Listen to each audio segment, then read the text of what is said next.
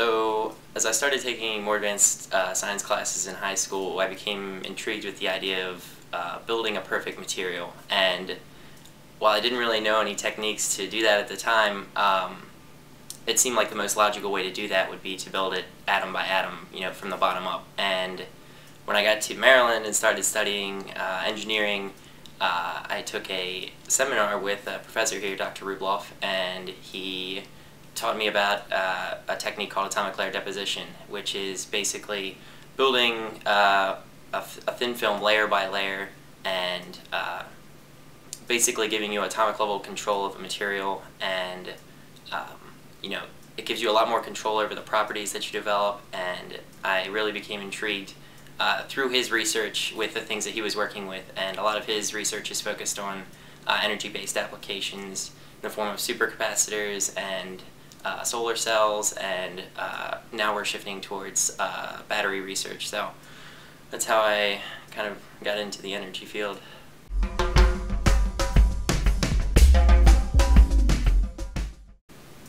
This fellowship is providing me with a rare opportunity to pursue my own research interests. Normally, a grad student would walk into a lab and the professor would have a project laid out for them already, and it would be completely independent of their own research interests. And this fellowship allows me to pursue things that I've been interested in for a long time. In addition to that, it provides the financial support to pursue those interests.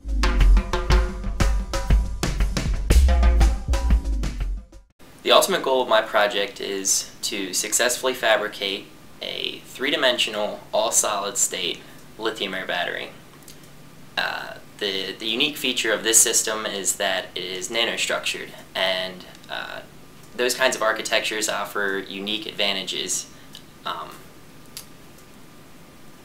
With regards to the implications of a device of this type as far as the energy infrastructure of the nation, it would greatly reduce our dependence on foreign fuels, and it could one day replace the combustion engine, if used in a fully electric vehicle.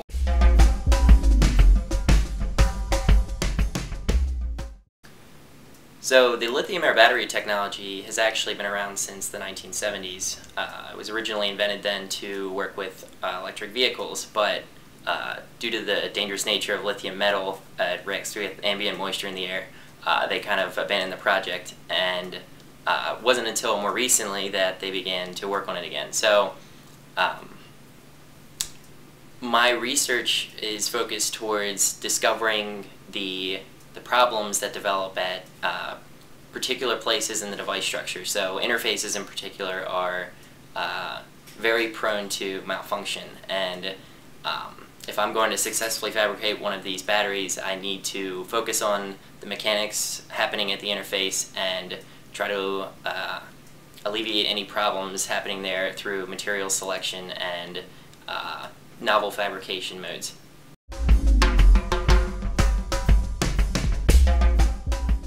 So nanostructured architectures are particularly interesting with energy storage applications because they allow for much larger device component surface areas, and they also reduce the traveling distance of your mobile charges, electrons and ions. So in that regard, the device can can store more charge, and it can be charged and discharged faster. So it's very important for a battery in terms of energy and power densities.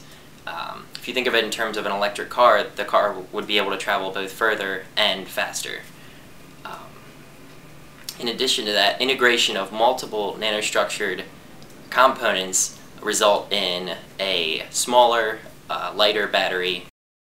It's a rare option for a grad student to be able to pursue his own research interests, and I really believe that this lithium-air battery technology could play a tremendous role in our energy future if we start putting in the legwork now.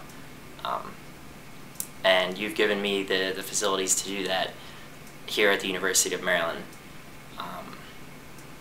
This really is an invaluable experience for me and something I'll remember for the rest of my life, and I am I just wanted to thank you very much for this opportunity.